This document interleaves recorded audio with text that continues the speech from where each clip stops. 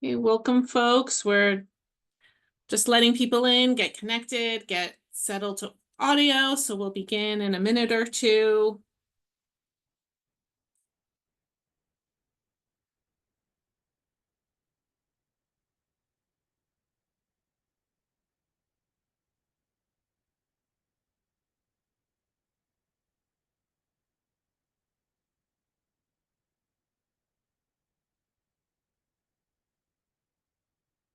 And welcome, folks. We're just letting attendees get in and set to audio. We'll begin in just a few moments.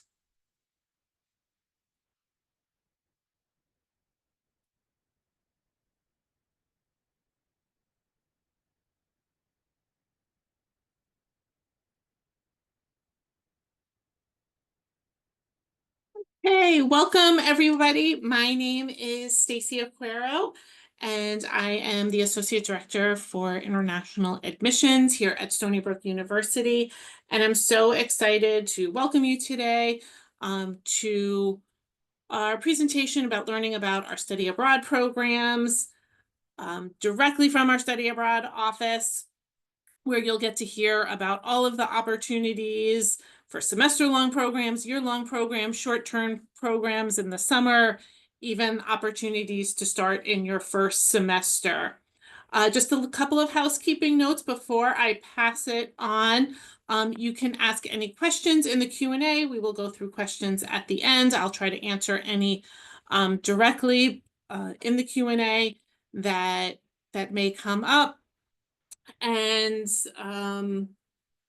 of course, if there's anything specific to your application or other kinds of items, you may want to just email us directly. We won't be able to answer specific questions about the status of your application or anything like that.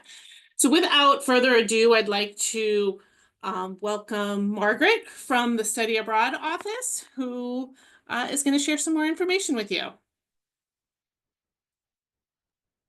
Hi, everyone. I'm Margaret Hartoflis. Yes, I'm from the Study Abroad office here at Stony Brook University, and I'm very excited to share with you all some important information about the study abroad programs that we have here at Stony Brook. So before I dive into the presentation, I'm going to share with you all a video that shows some of our students who have studied abroad in the past. And it's also important to note that a few of these students have studied abroad more than once, which is one of our favorite questions that we're asked, if the students can study abroad more than once. So let's dive into it.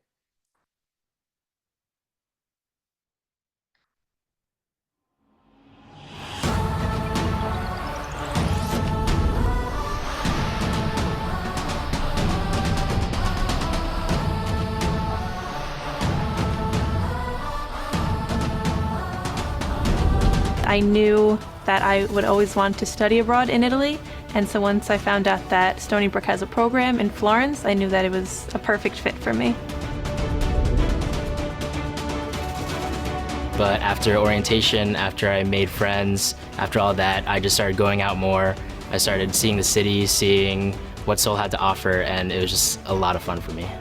My first time stepping foot in Tanzania was so breathtaking. I was actually able to encapsulate that moment through journals. And what I actually wrote the first time was that the grass was much greener, the sky was much bluer, and the air was much cleaner when I first got there. As an engineering major, I was able to work with my advisors and go study abroad, have a great experience, and still be on track for graduation. In Peru, I went whitewater rafting. In Spain, I was able to take cooking classes. In China, I visited the Great Wall. I took a harbor tour of Shanghai. I saw the Terracotta Warriors. The list just goes on and on of the fantastic experiences I had while abroad. Being able to go to Mount Kilimanjaro and just climb a mountain for the first time, and seeing how completely different it was from anything I can imagine. On the Jamaica Study Abroad, learning in the environment where you're picking up the specimens and you're looking at the coral and the fish firsthand with your professor who's a professional in this field totally exceeds sitting in the classroom flipping through a textbook and only imagining what they look like in real life. So that was just a really special experience that just enhances it tenfold. Some of the things I gained from studying abroad was a higher level of confidence, independence, and responsibility that I feel I could have only gained by studying abroad. Not to mention the fact that my Italian speaking skills and language skills were also increased. It's something that you could read about or hear about in orientation, read about your itinerary and see what you're gonna do. But once you get there, it's nothing that your mind can fathom completely. Academically, it really put me in a position to have amazing things to put on applications for grad school, transcripts, and really amazing people to reach out to if I needed a letter of recommendation as well. During my first day of orientation, I was like, I need to make a friend here. I need to force myself out of my comfort zone, and that's what the study abroad program really pushed me to do. When I got back, I couldn't stop talking about it. I made a lot of new friends that I still text today, and it just made me see the world in a different way. Stony Brook really prepared me for my study abroad experience, and when I went to Korea, the partner university there gave me even more orientations where they taught me about the mannerisms in Korea and who to call for emergencies, and just acclimated me to the new environment. When you weigh the costs of tuition for the credits that you're taking and accommodations and traveling, it is the most economical option for going out in the world and experiencing a new culture and a new place. It's an amazing value, and you'll be happy that you invested in it. I worked closely with the financial aid office to help develop a plan to fit my financial aid needs. Studying abroad was probably one of the cheapest semesters at Stony Brook. All my financial aid counted towards the program, and I was a recipient of the IAP Study Abroad Scholarship. I recommend studying abroad because it's a fantastic opportunity that you can really only have in college, that carries with it so many fantastic benefits, so why let it pass you by? Once you're on a plane, you're thinking about everything that you learned in orientation and everything that you're gonna do. Once you actually physically get there, it's gonna blow your mind. I recommend study abroad to everybody. If you talk to anybody who's done study abroad, you will not find a single person that says they don't want to go on another one or they wish they didn't do it. Well, I just feel like study abroad is for that person that just wants the best for themselves. And I think that, it's one of the best things I definitely did as a student. And then as a person too. It's something that you can't really put into words. It's something that you have to experience for yourself.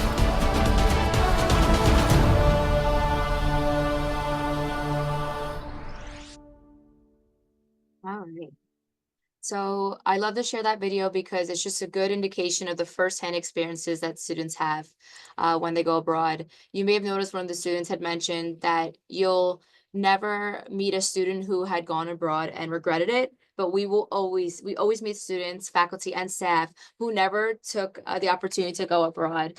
And they often say that it's one of their most biggest regrets of their college career. So okay, so for starters, I'm happy that you're all here considering study abroad, but let's think about why study abroad. There's, of course, personal growth. So when students go abroad, they are forced to step outside their comfort zone, and that's a really great thing. There is growth and discomfort. Students are put in various different scenarios and experiences that help them develop and expand upon a variety of skills. Maybe it's problem solving, critical thinking, leadership, adaptability, the list goes on. And those are really great skills to have both inside and outside of the classroom. There's also professional expansion opportunities and academic discovery. So oftentimes we have students who go abroad and they know what they would like to do with their career and they have their major, but then we also have some students who may or may not know what they want to do. Maybe they're undeclared or maybe they're confident in their major, but sometimes studying abroad exposes them to a different subject area or a passion that they never knew that they even had. As an example, we have a program in Tanzania. And a few years back, we had a student who went to Tanzania as a math major. And as a result of her study abroad program, she was doing some community involvement. She was shadowing in a hospital. She was learning about the Tanzania healthcare system.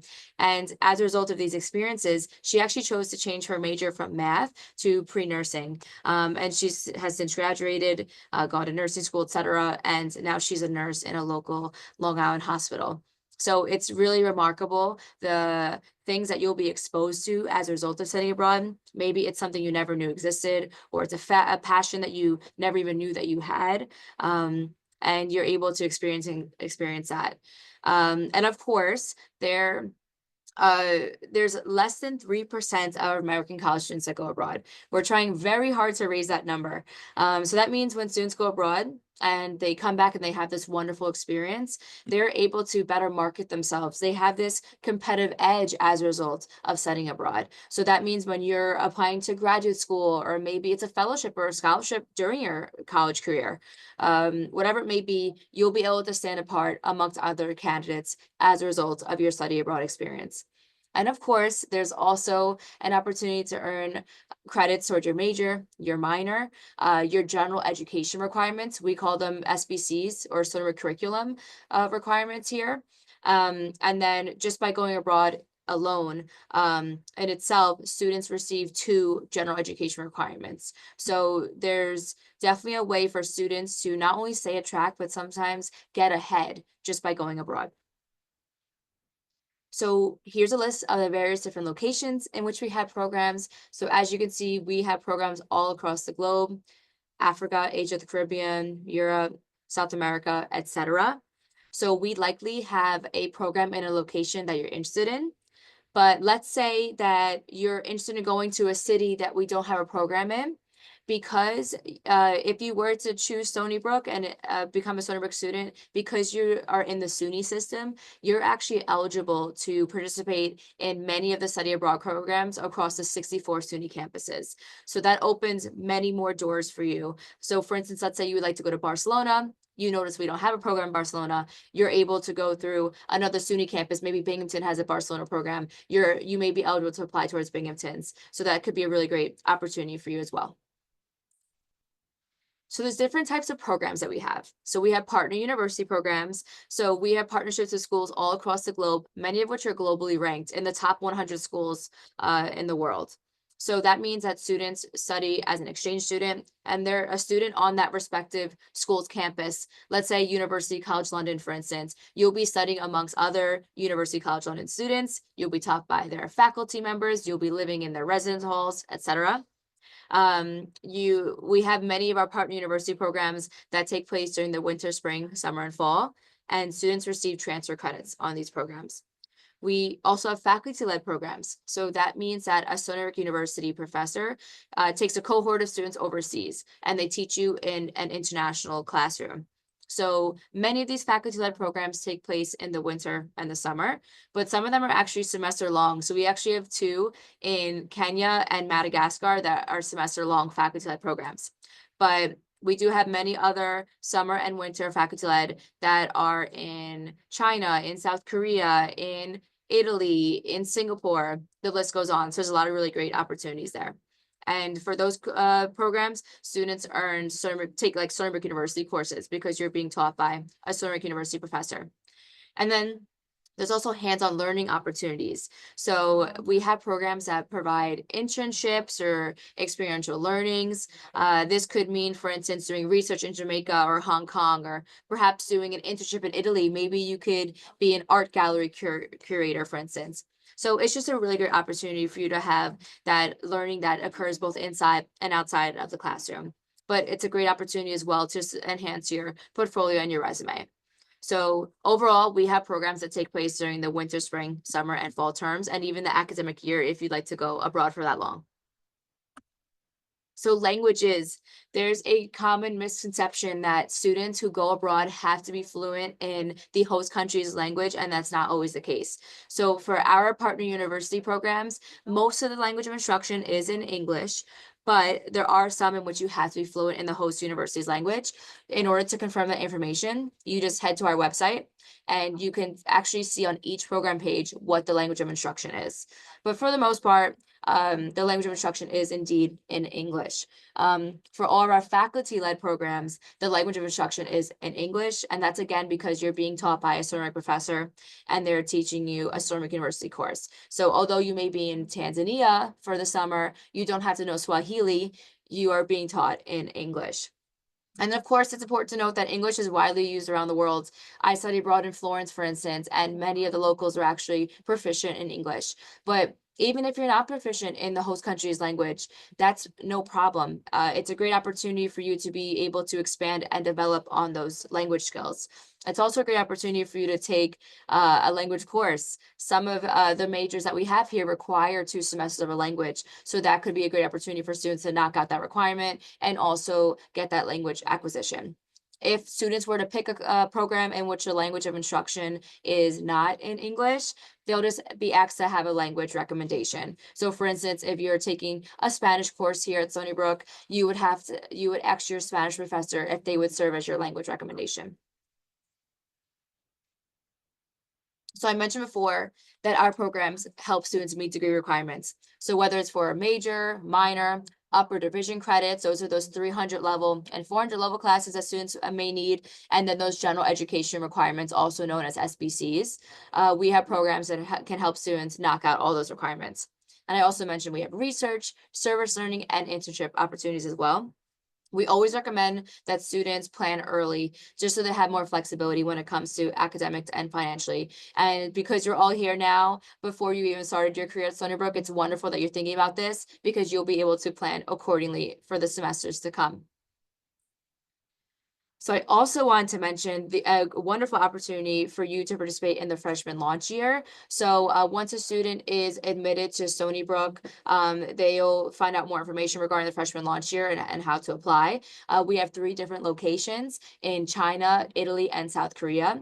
And it's an opportunity for students to study abroad in their first semester at Stony Brook. So you wouldn't be coming to study on campus in the fall. You would instead be going to Italy, China, or South Korea for the fall semester.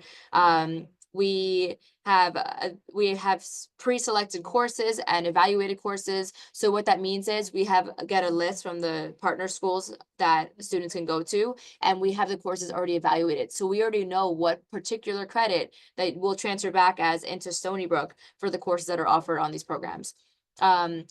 Students who are living on campus at any of these 3 programs are guaranteed program housing, and they're also going to be receiving on-site guidance and support. It's also a wonderful cultural enrichment opportunity. We have students, for instance, who were in Florence, Italy this past fall, and they had a resident hall director who served as a main point of contact for them. And they were going to cooking classes and getting tours of the neighborhood and all these wonderful things. Your students were able to do this in their first year ever of college. It's also important to note that we work with the students' academic advisors to ensure that they're taking courses that will help them make degree progress. And then when students are ready to come to Stony Brook for the spring semester, it's a smooth transition. So we again work with the academic advisors, we'll work with campus residences so that you have housing when you come back to Stony Brook, etc. Okay, so another common misconception is that students who go abroad that are in the STEM field, or rather students in the STEM field, can't go abroad, and that's definitely not the case. There's many different opportunities for students in the STEM field to take advantage of these opportunities. So we have faculty-led programs that actually give students in STEM credits. In Tanzania, Madagascar, and India, for instance, there's independent research opportunities for students to earn credits towards their respective major. But we also have partner university programs in which STEM students can go abroad on. Many of the schools that we have partnerships with, they're similar to Stony Brook, and they have a plethora of course offerings that are available to them. So University of Leeds, for instance, in England, they have so many different subjects offered there. So students can make a well-rounded schedule. Maybe they'll take a math, a science, maybe they're going to take a humanities course because that's something that they need for their gen ed requirements, etc. So I don't want students to be deterred because they're in the STEM fields. There's absolutely many students who go abroad who are STEM that are able to make degree progress during, whether it be a summer term, a winter term, or even an entire semester abroad. So it's important to note, again, be flexible, consider going abroad earlier than later, because if you wait to go abroad your senior year, and this applies to many majors, not just STEM, you're gonna have a lot less options and flexibility in terms of what courses you want to take abroad. Because if you want to make degree progress and you wait till your senior year, there's not gonna be many other courses left in order for you to graduate. And then, of course, consider what your major and your minor requirements are. And then that's where you can determine and speak with your academic advisor to see where there's any flexibility in your degree. And then, of course, also recognize the tangible outcomes of studying abroad that I mentioned before. So whether it's research, building your portfolio, just the overall experience by being abroad for 4 months or whatever it may be. It could even be 2 weeks, and it truly is life-changing. So credits and grades, I mentioned before that you're able to take credits towards your major and your minor. These are just some examples of how you're able to determine that. So we have this wonderful database. It's called the IAP. That's also known as International Academic Programs Database. And that's where we store all the courses students took abroad in the past and how they transferred back to Stony Brook. So it's just a great starting place for students. That's how you'll know if you're earning credits that are going to be transferred back to your degree. And let's say there's a course that's not in the database, but you know it's being offered abroad. Students essentially just have to complete the course evaluation form with their respective academic department. And that's how you'll know that the courses you're taking abroad are transferring back to Stony Brook. And then in regards to GPA, students that go on a partner university program, the grades that they earn on that program do not calculate towards their Stony Brook GPA. And then grades earned on a faculty-led program do calculate towards the Stony Brook GPA. And again, that's because students are taking a Stony Brook University course on those faculty-led programs. Okay, scholarships, another big one. So our office alone gives away about $100,000 in scholarships every year, one of which is called the IAP scholarship. It's eligible for students going on a summer program. They have to have a particular GPA. They have to write a brief essay, not too bad, and they'll be eligible to apply. We also weekly give away raffles. So on our Instagram at SBU Study Abroad, we weekly give away $500 for students to apply towards their study abroad program fee. So be sure to give us a follow if you haven't done so already. And there's also nationally competitive scholarships, one of which is the Gilman Award. That's a prestigious award that is coordinated by the U.S. Department of State, and students can receive up to $5,000. Students who are eligible are students who are receiving the Pell Grant. So you'll find out more about that should you apply for financial aid and receive that package. And then host university financial opportunities. So we sometimes have the partner schools that we have partnerships with. Sometimes they give us scholarships, and you'd be surprised. Sometimes they unfortunately don't get used. So for instance, I had a partner in Germany who was giving us €800 a month for a student who was studying abroad. And unfortunately, the funds weren't used. So there's definitely various different funding opportunities. It's just a matter of if you are going to our website, if you're applying and doing all those action items in order for you to be eligible. And then if you're receiving financial aid, speak to the financial aid office to determine if you're eligible to apply aid towards your program. Many times students are able to. It's just a matter of having that conversation. Here's just a cost comparison. Essentially, what this is saying is it's oftentimes cheaper for students, or comparable rather, for students to go abroad, and that for students who are living on campus and studying at Stony Brook for the semester. What I mean by that is we have those partner university programs that I've been speaking about. Students are paying Stony Brook University tuition and fees, even though they are studying in England for the semester, studying in South Korea for the semester. You're actually paying less fees to go abroad than you would to study on campus.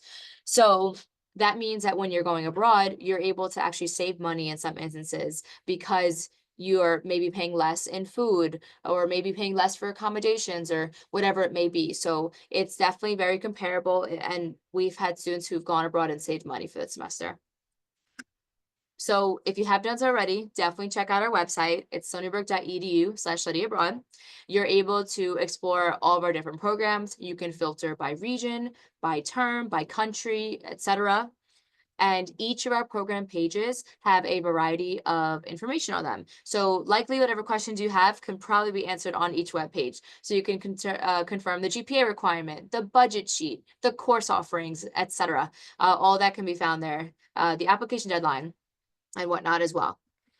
And just a brief overview, here's the application process. It's not too robust. Essentially, it takes about an hour or so for students to complete it. We just need a statement of purpose and official transcripts, student code of conduct form. Of course, you need a valid passport, etc. Most of our Deadlines for our winter and spring programs are October 1st, and then most of the deadlines for our summer and fall programs are March 1st. So all this information can be found on the website, so you don't have to know this now. You'll be able to determine the actual deadline on each respective program's page. So when students hone in on a program, they just click the apply button and they're brought to our SBU Abroad portal, and that's where they are requested to provide all the information that I just previously spoke about. All right. So I know that was a lot of information in a short period of time. We will have the opportunity to answer questions after we do trivia. So I mentioned before we give away raffles on our Instagram. I'd like to give away a raffle to 3 students who are here today. So we have 3 questions prepared for you. So should you win, we will take your information, but you'll be eligible to receive $500 towards a Stony Brook University Study Abroad program. We will not be giving you a check for $500 or sending you $500 cash. You will only be eligible to apply this towards your study abroad program fee if you go on a Stony Brook University program. So All right. I'm Yes. just before the question comes up, I've just enabled the chat feature for everyone to be able to chat, myself and Margaret. Make sure if your name is not your name as it is how you registered for the session. And if you just have like a nickname or just your first name, please make sure you update your name on Zoom so I know who you are in order to apply that scholarship should you come and should you study abroad. Because without it, if it just says guest or just your first name, we're not going to be able to connect it to your account. Even though there is only a few of you, we had over 100 registered, so we won't be able to just kind of find you. So we'll give you a minute because I don't see a few people changing their names yet to make sure that it is their full name as they may have applied or registered for the event, and then we'll open the trivia questions.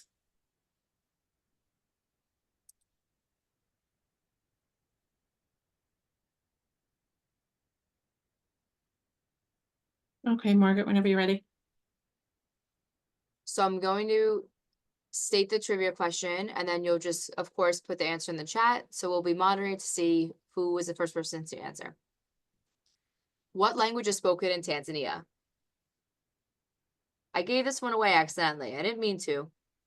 Oh, wow, you're all quick.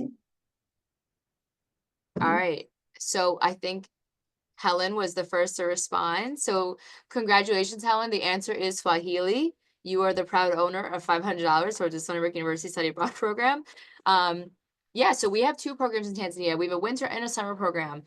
We have the programs consist of an academic safari, community involvement, sometimes shouting in a hospital.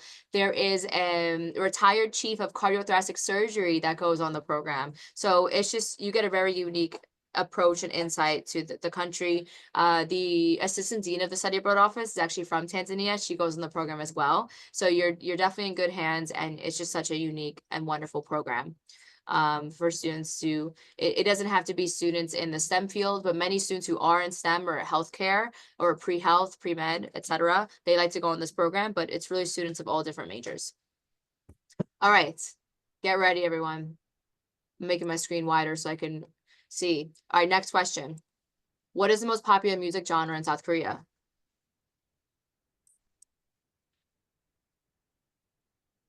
All right. Answer from Arthur is K-pop. Congratulations. You received $500 towards the Stony Brook Study Abroad program. So we have many different programs in South Korea. We have, if not more than 18 or so partnerships. So we have programs in South Korea that occur during the winter, spring, summer, and fall. So if you're interested, you're able to go on any of those partner university programs, some of which are actually faculty-led programs too. All right, last but not least, for the next one, I want the city. Keyword is the city, okay? What city can you find Michelangelo's David? Wow, Helen, you can't win twice. All right. I think the answer was from Olivia. Congratulations, Olivia. So yes, Florence, Italy, is the answer.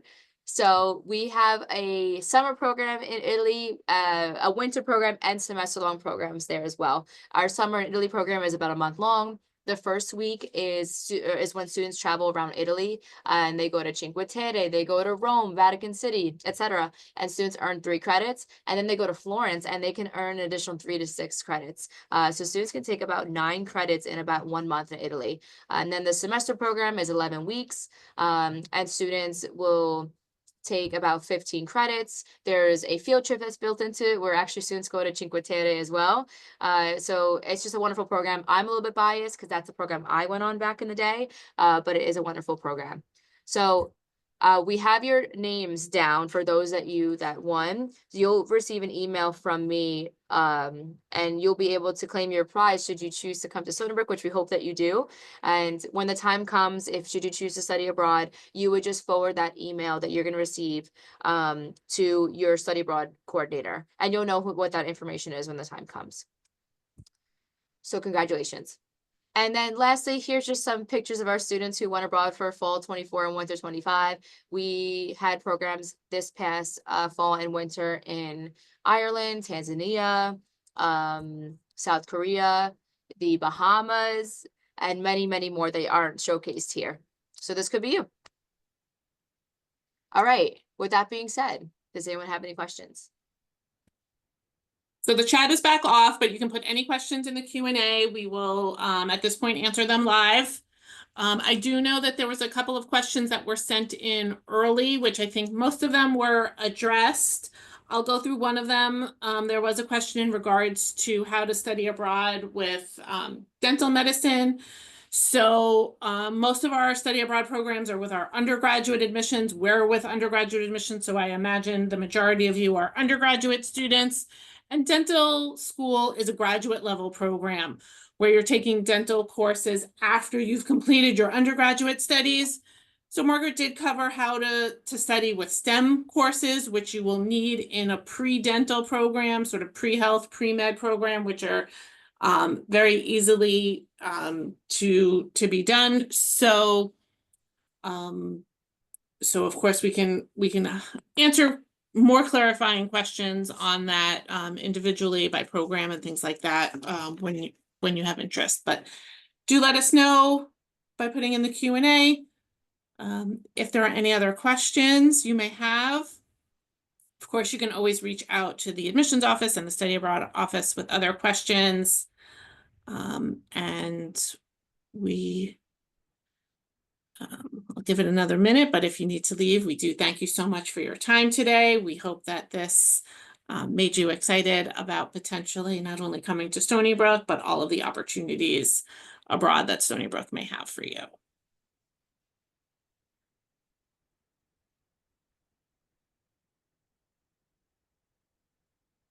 I know you offer merit scholarships. I wanted to ask what scores you need to apply for some of them. So merit scholarships are for incoming students, and they're based on GPA. We don't use test scores since we're test optional in the merit scholarship for admissions purposes process. And then of course, students may apply for federal and state aid if U.S. citizens and permanent residents. And then there are study abroad scholarships in addition to the scholarships you may receive upon admission, which will carry through to you, which Margaret can touch on again. Yeah, for sure. So yes, we have a scholarship called the IAP scholarship that my office administers. Students can receive a minimum of 1,000 and a maximum of 3,000 for that scholarship. We have that Instagram raffle that I had mentioned, the Gilman Award, amongst other funding opportunities. Definitely check out our website at stonybrook.edu/study abroad, and there's a funding tab, and that's where you're able to see other opportunities as well. And so similar to that, students asking about what costs go directly to the university and what costs are out of pocket when studying abroad. Yeah. So I recommend you check out the web pages for the programs that you may be interested in. Each of our programs have a cost sheet that's on the web page. So you're able to see the breakdown of costs. So you can determine what costs are billed to you in your Stony Brook University accounts and what costs you'll have to cover out of pocket. For most of our programs, whether it's partner university or faculty led, students will be responsible for paying for their flight. Some of the faculty led programs cover food, but most of the partner university programs don't. So you'll be able to see the cost breakdown of what you should be expecting to pay when you're going abroad.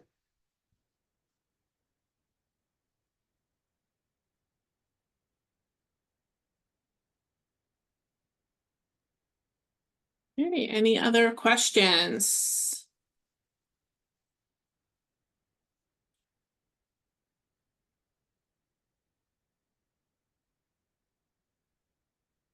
Well, we want to thank you so much for spending some time with us again and learning about some of our abroad opportunities. Feel free to reach out to us with further questions. And we hope you all have a great day. Thank you. Thanks so much, everyone.